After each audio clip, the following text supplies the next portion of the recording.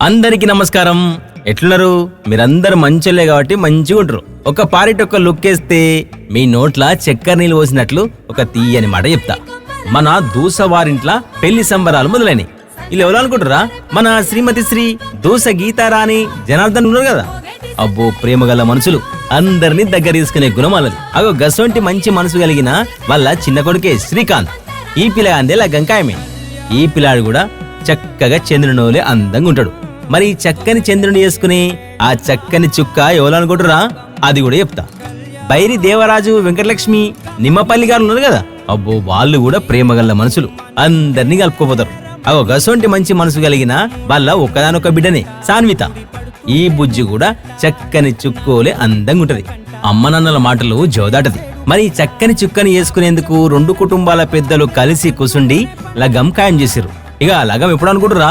ఇదే నెల 29వ తారీఖు బుధవారం పొద్దుగాల 10:18 మళ్ళీ లగ్గం ఎక్కువ అనుకుంటురా?